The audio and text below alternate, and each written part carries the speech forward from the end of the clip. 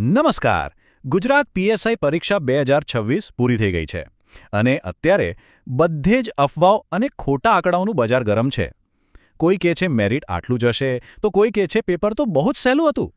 પણ ચાલો આજના આ ખાસ એક્સપ્લેનરમાં આપણે હકીકત શું છે એ જાણીએ.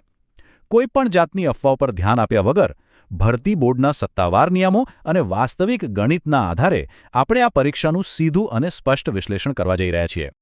તો આજના આ સેશનમાં આપણે સીધી જ વાત કરીશું પેપર એનાલિસિસ વિશે, પેલા અણભાર્યા વિશે, ગુણભાર વિશે, 40% અને 20 ગણા ઉમેદવારોના નિયમ વિશે, અને હા, સૌથી અગત્યનું અંદાજિત કટ ઓફ અને હવે પછીની વ્યૂહરચના વિશે.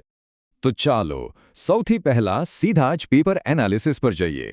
જોવા જઈએ તો મોટાભાગની અપેક્ષા એવી હતી કે પેપર એકદમ સીધું અને સરળ હશે, પેલા ફેક્ટ આધારિત વન લાઇનર વાળું.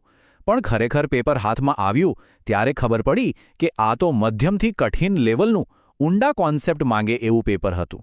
ખાસ કરીને ગણિત અને રિઝનિંગના લાંબા પ્રશ્નોએ તો પરસેવો છોડાવી દીધો, ખરું ને? પોલીસ ભરતી બોર્ડે સ્પષ્ટ કરી દીધું છે કે હવે ગોખણપટ્ટી નહીં પણ ઊંડાણપૂર્વકનું જ્ઞાન જ કામ લાગશે. માત્ર જૂના પેપર વાંચીને જનારાઓને આ વખતે મોટો ફટકો પડ્યો છે. હવે વાત કરીએ એક મોટા સરપ્રાઇઝની, એટલે કે પેલા અણધાર્યા વિશે, ગુણભારની. આ ચાર્ટ જુઓ. આ ખરેખર ચોંકાવનારું છે. સામાન્ય રીતે જીકે એટલે કે સામાન્ય જ્ઞાન પાછળ કેટલો બધો સમય આપવામાં આવે છે, પણ પરીક્ષામાં શું થયું? કરંટ અફેર્સના સીધા 37 જેટલા પ્રશ્નો પૂછાઈ ગયા અને સામાન્ય જ્ઞાનના 0 માર્ક્સ. આ એક બહુ મોટો પાઠ ભણાવે છે કે ભાઈ, સ્પર્ધાત્મક પરીક્ષામાં કોઈપણ વિષયને સ્કીપ કરવાની ભૂલ ક્યારેય ન કરવી જોઈએ. આ એક બહુ મોટો અને જોખમી જુગાર સાબિત થઈ શકે છે. આગળનો મુદ્દો બહુ જ ગંભીર છે, 40% પાસિંગનો નિયમ. આ નિયમ ઘણા બધાને રેસમાંથી બહાર કરી દેવાનો છે. આ કોષ્ટક ધ્યાનથી જુઓ, કારણ કે ઘણા લોકો અહીંયા જ ગોથું ખાઈ જાય છે. નિયમ એવો છે કે પાર્ટ એ અને પાર્ટ બી બંનેમાં અલગ અલગ 40% ગુણ લાવવા જ પડશે. માની લઈએ કે પાર્ટ એમાં બહુ મહેનત કરીને 50 માર્ક લાવી દીધા, પણ પાર્ટ બીમાં 40ની જગ્યાએ માત્ર 39 માર્ક જ આવ્યા, તો શું થશે? સીધું જ ડિસ્ક્વોલિફાય. કોઈ જ બાંધછોડ નહીં.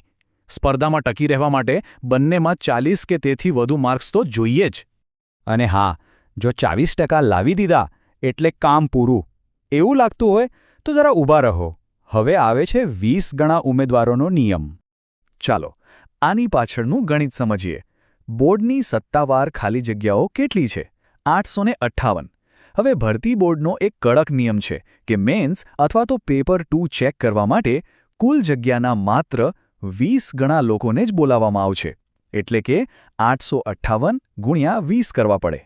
અને એ ગુણાકારનો જવાબ છે 17,160. આ એક અત્યંત કઠોર વાસ્તવિકતા છે.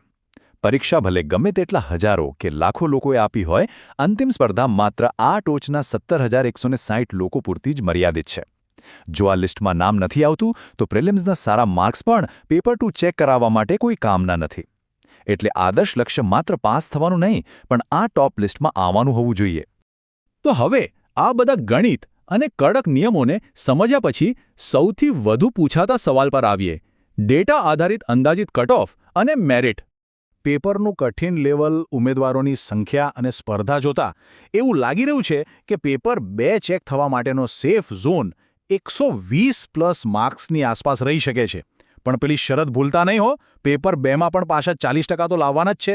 જો એમાં 40% ન આવે તો પ્રિલિમ્સના માર્ક્સ પાણીમાં ગયા સમજો. આ બધું બરાબર રહે તો પ્રિલિમ્સ અને મેન્સ મળીને અંદાજિત ફાઇનલ મેરિટ 185થી 205ની વચ્ચે રહેવાની શક્યતા છે.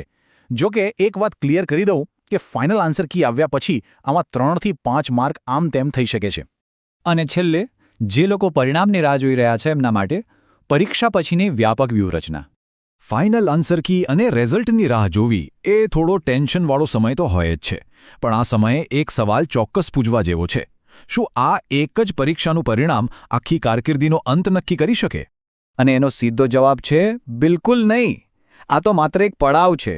આગળ સીસીઈ અને લોકરક્ષક જેવી મોટી ભરતીઓ દરવાજે દસ્તક આપી રહી છે.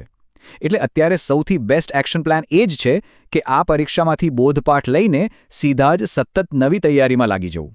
સાચી સફળતા કોઈ એક રાતમાં કે એક ઝાટકે નથી મળતી. એના માટે ધીરજ, સાતત્ય અને અવિરત મહેનત જોઈએ. તો વિચારો, શું આજના આ એનાલિસિસનો ઉપયોગ આગામી તૈયારીને વધુ ધારદાર અને સચોટ બનાવવા માટે થઈ શકશે ખરો? આ વિચારવાલાયક પ્રશ્ન સાથે આપણે આજના સત્રને વિરામ આપીએ છીએ.